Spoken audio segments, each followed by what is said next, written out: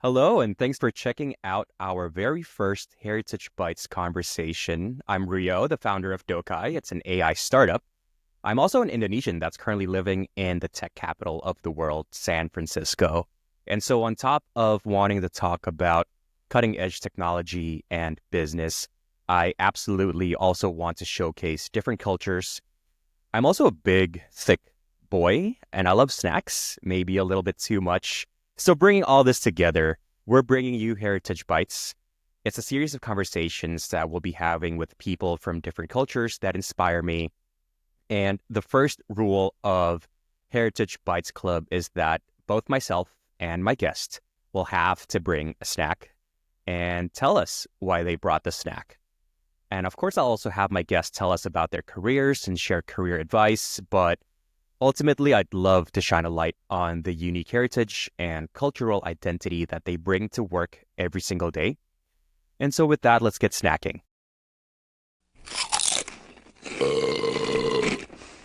My first guest here is someone that's special to me. He was actually my boss back when we both worked for a company called Carta. We've stayed in touch ever since. He's kind of like a distant older brother that I can always come to for help and advice. He's got an amazing story, incredible, immaculate vibes, and I thought he'd be the perfect first person to have on Heritage Bites. So I'd love to welcome and introduce Jonathan Davis, not to be confused with the lead singer of the band Korn. But Mr. Jonathan Davis, how are you doing today on this fine Friday? I'm doing so well, Rio. I very much appreciate the invite. And yes, I do have the same name as the lead singer of Korn, which is why I can never Google myself. But I'm doing really well. I'm doing really well. Well, I appreciate your time. And before we even go any further, snacking is an essential part of this podcast. So let's get started with that. If it's all right, Jonathan, may I quickly tell you about the snack that I brought? Please, long awaited. The anticipation's killing me. All right, shout out to all the Indonesians out there that may be watching this, if any, but this here is an Indonesian snack. It's definitely one of the OGs. It's called kacang atom. Kacang just means peanuts. Atom, I know it's spelled like atom. I don't know if that's in reference to the building blocks of matter. I don't really know, but it's essentially coated peanuts. It's crunchy, it's tasty, and it's got sort of a garlic aroma. So I'll go ahead and open it up and start snacking. But Jonathan, what did you bring for our chat today? Rio, you got me a little bit jealous over it. I'm not gonna lie. So you see a little bit of drool on my lip here. But let's see if I can try to compete. So I have something a little bit different. So it sounds like you've got something a little bit more on the savory, salty side, I guess. I am a big sugar addict, which is an absolute problem, especially trying to get this New Year poundage off. I am also a thick boy, as Rio Thick was. boy. But this is something that's kind of dear to me. So I have an interesting background. I am from Brooklyn, so I am a New Yorker, but both sides of my family are from Barbados. So my grandparents and my great grandparents, so great grandparents on my mother's side and grandparents on my father's side, both from Barbados. So if you know anything about Brooklyn, especially like Crown Heights, Bed-Stuy area, you know there is a big Caribbean population, and our folks are from the same place that Rihanna is from. So, but this right here is what you call a coconut tart. I think this might be more traditionally a Trinidadian dessert. But there is a place called Allen's Bakeries, which is right across the street from my elementary school that I grew up at, which was St. Francis of Assisi. So, well, shout out to all my Catholic school students. But this I would get all the time, either after school, before school, on the weekends. But these are insane. So they're really delicious. It's like a kind of a hard bread outside, but really soft and tender on the inside. And inside is like a coconut filling. So and like I told Rio before this, there was a couple more of these that I had gotten earlier. They miraculously disappeared somehow. I think someone might have stolen them. But yeah, I like made sure to keep at least one just for this podcast. That's awesome. So a lot of different cultures where you grew up, huh? Yeah, definitely. New York is definitely a melting pot. So describe the inside. I'm wondering what that tastes on the inside. Ooh, so the thing is, it's really about the texture for me. So one, as you can see, it's like glistening right now. So it's got like almost like a candy coating on the outside. So definitely nice breaded. But when I chop into this bad boy, I'm gonna need some milk for Um, but on the inside is literally just like this candied, chopped coconut filling, which is just absolutely delicious, heavenly, and I've had way too much. Very sweet, I assume. Uh-huh. Mm. Extremely. Was this one of your favorite snacks growing up? This was it. Like, this was the number one. Couple of like honorable mentions with like coconut bread and currant rolls, and yeah, I sound like a fat kid. You can tell I was a little trying to get back in the day, but this was the number one for me. I'll have to try some when I visit. Mm-hmm. But yeah, Allen's Bakery. Allen's Allen's Bakery in Bakery. Brooklyn. Yeah, actually, one of my former co-students had also like it was basically their family's business, so kind of close to home there too. So Caribbean owned, been running for years and years and years, still up and running. They've expanded a little bit, so yeah, the place is incredible. Thanks for sharing that. A little bit about where you grew up, the food, the snacks you enjoyed. You still live in Brooklyn now, right? I do. So I actually recently moved back to my family's brownstones for the last 4 years. In fact, when we met Rio, I was downtown Brooklyn, so as close to Manhattan as you can really get, like around like Fort Greene, Dumbo area. Um, but last year my grandmother passed away. She was 95 years old. She lived in this house her entire life, and I decided to come back, and so now I officially moved back. I think I moved back maybe just a couple of months ago. So still trying to get this place together. This little window you're seeing is the only parts that's still a few boxes over on the other side. But yeah, back in Bed-Stuy, Brooklyn over here. So did you spend time with your grandma growing up? I did. She was the best. She was super sweet, very helpful, always very thoughtful. But she was absolutely amazing. Yeah.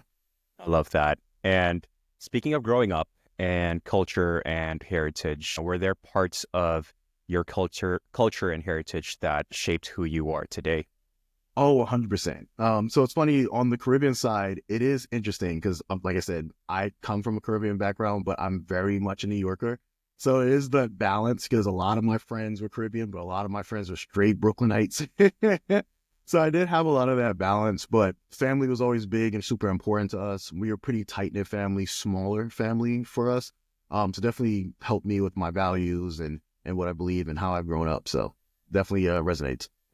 Are there specific values from your culture that you still hold very dearly and that you're proud of until today? Yeah, respect your elders. That's a big one. Having deference. I think that's super important. It's interesting because I'm a big believer in being able to follow before you can lead. And I think that's actually helped me quite a bit in my career is I come into most situations being really humble, especially with new jobs, going into new organizations before implementing any of my experiences or skills. So I think I got that from my culture, I would say, is one, having deference, but then also taking the time to be humble and learn from those that have done things before you. And then you can come in and build upon that. So I think that's been big for me. A lot of similarities to Indonesian culture, for sure. And I remember back in Carta, I think we were sitting in a group, and one of the many fun facts about you is that your dad, he played in the NBA. Mm-hmm. The NBA. Tell us more about that. So let me tell you. So Pops, not only did he play in the NBA, he also played in the ABA. So that tells you how old he is and kind of gives you a thought of how old I am. So I won't say the couple of gray years back here, but he played in the ABA and the NBA back in the 70s and 80s. So he played for the Baltimore Braves, which are now the Buffalo Braves. I get them all mixed up. So he played for the Buffalo Braves, which are now the LA Clippers, and he played for the Baltimore Bullets, which are now the Wizards, the Washington Wizards. So he played with everybody. He played with like Earl LaPro Monroe. He has this amazing picture of him going up. So it's like an aerial view picture in black and white of him blocking Wilt Chamberlain, and he has it on his wall in his apartment. But in reality, if you ask him and really dig into it, he'll be honest and tell you it's actually Wilt Chamberlain dunking on him. But it looks from the angle like he's blocking him. My dad was a 6'3" guard. There was no way he was blocking Wilt the stilt. Short shorts and afros. That was my pops. And if you want to look him up, it's Mike the Crusher Davis. That you'll be able to find him. Mike the Crusher. Very cool. And he played with all the different legends from back in the day, huh? Wilt included. I guess let's transition from his career to yours. You're currently a manager of account management at ezCater. Tell us about your role and also about ezCater. Yeah. So my role is I'm a manager of account managers. So I'm really here to lead and develop account managers from those that are pretty early in the career to more senior account managers. And then for ezCater, we're a food for work platform, very similar to like kind of like a Uber Eats, but specifically for the workplace. So making things much easier to order for big groups and team events, for example. So most of my job is basically focused on development and career guidance. Trying to make sure that my reps get to goal, not just professionally, but then also personally, make sure they develop in the ways they want to be. I love that. Dokai is quickly growing here, and we'll need you to hook us up. Yeah, of course. Let's set up that meeting right after this. That's awesome. And, your cultural background, how has that influenced your approach to leading your team today? Any, connections there?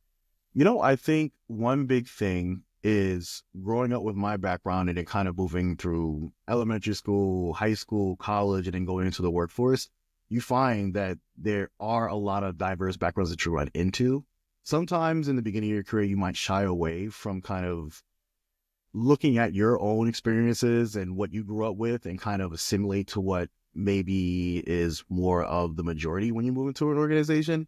But I think I've found in my tenure in my career that having a diverse background only makes you that much more valuable to an organization. Having a different perspective on life and sales and careers goes a long way when you're with a group. And so for me, I think one thing that I've always tried my best to do, because a big part of my role is also hiring as a hiring manager, is looking for folks that have a diverse background, both culturally, but also professionally. If you've done something different, you have a different professional background, different perspective. That's always super valuable for me. And that's something I always look for my team. So I think that's how that's kind of transitioned into my career from my background.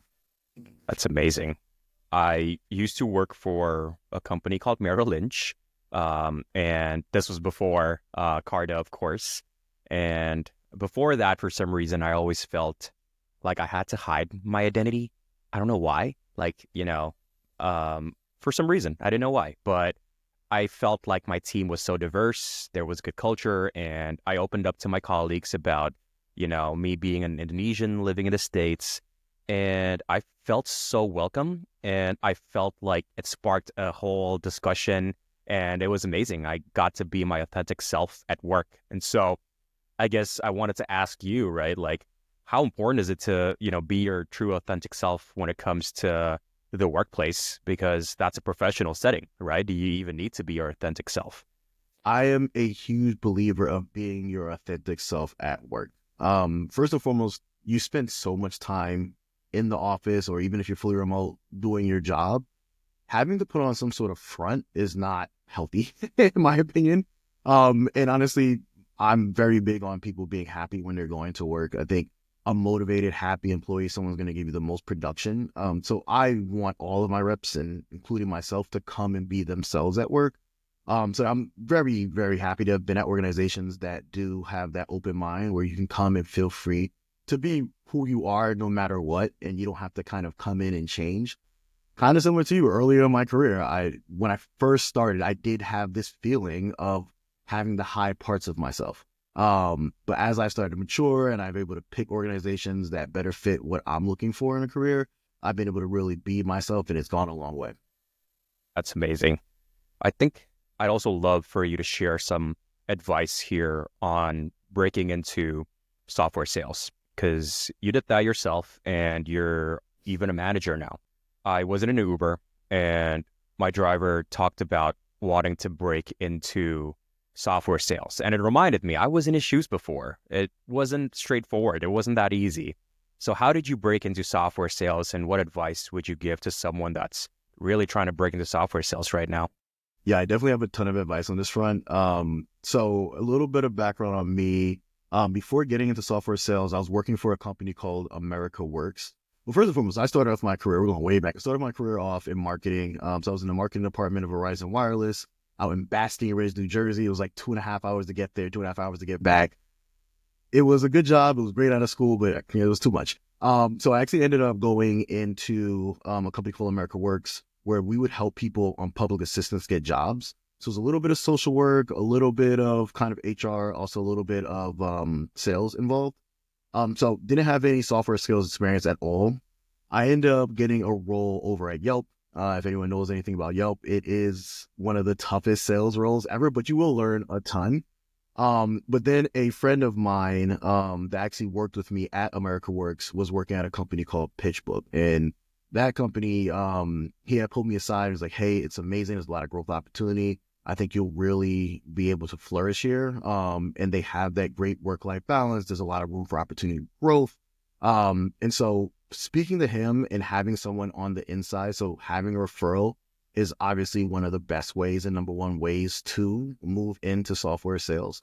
So I would say first and foremost, expanding and digging into your network, seeing who's at companies that you find interesting, speaking to them, seeing if they can sell you on your behalf into the organization is always going to go a long way. Because for hiring managers, it's all about trying to get as many answers to those question marks as possible.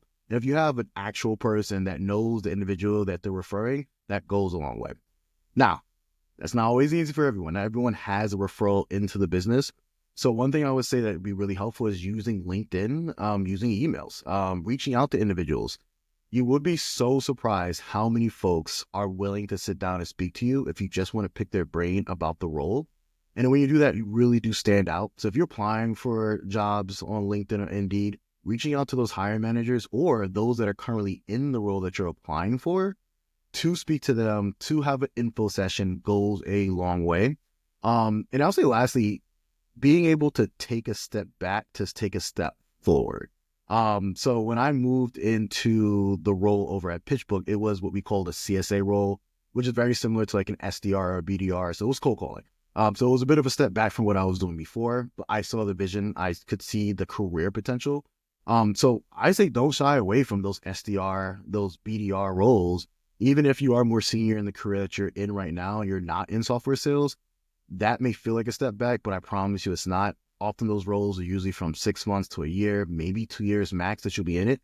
But then it opens up a variety of opportunities for you. And then all of a sudden you have a lot of places for you to go. So using that as a stepping stool is what I would say is a good way to get into software sales. 100%. Definitely relate. I've tried all those different things that you mentioned, and it definitely works. I would also add that I think it helped to be organized as well. I definitely had a very detailed, organized CRM of like applications I was going out to, the people I know in different companies. So definitely wanted to add the being organized part. I'm definitely very curious as well, Jonathan, because another fun fact about you is that you have a twin, I do. right? So tell us about them and tell us if they're also in software sales or if they're in a completely different career. That's so funny. Yeah. So, twin brother, but we are not identical. So I always say I'm a little bit taller, but he's way better looking than I am. But different careers. We had completely different paths. He ended up going into pharmaceutical advertising. So he's in account management over there. I think he's a senior VP at the moment. So completely different paths. He does a lot of project management work. But yeah, now he's over in your neck of the woods. He lives in San Francisco. He's been there for about 5 years. So he's essentially forced me to be bi-coastal because I'm out there, he comes here. So we've been back and forth for the last few years. So yeah, if you're seeing this, Chris, I miss you. I love that. I love that bond that you have with him. And for you, do you see yourself continuing to be in software sales, and is it a rewarding career, to those out there listening? I would say most definitely. I think for me, I found my niche and I found something that I'm good at. I've tried a couple things, like I mentioned, being in marketing prior to coming over to sales. And to be completely honest, going through college, I thought sales would have been the last thing that I would have jumped into. I kind of thought of sales as perspective of what a lot of people think of sales before they actually get into it, which is like the used car salesman. And then I realized a real good salesperson working for a really good product, working for a really good organization is really more of a consultant than anything else. Then I realized all we're doing is solving problems for people. And especially in the management side, helping people develop. I mean, honestly, some of the best moments of my life are when former reps of mine reach out to me, similar to you, tell me about their experiences and how they've been able to grow professionally, but then also personally. It honestly, to me, is the best feeling. So it's something I always want to continue to do. It's a blessing for sure to have a role where you feel like you've actually made an impact on people's lives versus just getting up and going to work every day. So that's something I want to trade in for the world. I love that, Jonathan. To those out there listening, you got this. If you're looking to break into software sales, we've done it. It definitely was not easy, but you can do it. It's possible. And absolutely possible. Yeah. I can definitely relate as a startup founder doing founder-led sales here. It's a lot of selling, but kind of going back to our previous discussions, it actually helps to be my authentic self during sales calls, during demos and presentations. It just makes it a lot more fun, and I get to stand out in a different way. So again, I'm the founder of Dokai, and at Dokai we specialize in workflow automation. So as we near the end of our conversation here today, I'd love to just quickly touch on AI, the way that you, Jonathan, perceive its potential. You lead a team in account management, and you've had a lot of experience in sales. So I wanted to ask you, are there elements of or maybe your team's work, or maybe specific workflows that you wish could just be automated? Oh, 100%. There's so many administrative tasks, especially for my team, that takes up their day that I would love to be able to have automated, and have them focus on selling activities. So there's so many things that we have that's taking up their time that I would love to take away from them. So we're looking towards AI now in our organization. We're trying to find ways to utilize it. We're trying to figure out how to basically make our reps more efficient and more effective at selling into their accounts. And so anything that can remove some administrative barriers from their plate so that they can focus more on helping clients solve their problems is going to be something as a manager will make me as happy as I can. So absolutely. I love that. We've had a lot of conversations in the past few weeks, and it's with sales leaders like yourself. We've asked them, what are some of your goals as you look at 2025? Because this is going to be a big year, for all these different sales teams. And definitely, I keep hearing lowering CAC, right, as you go out there and try to win deals. And also operational excellence, something we keep hearing. And we're really seeing the potential of how automation, it can help with, taking away these manual repetitive tasks, or at least making them faster and freeing up time for your sales reps to really focus on providing value to customers and solving their problems. So a lot of exciting potentials here. Last question, what kind of tools or software would really help your team? Anything that you would maybe dream of having?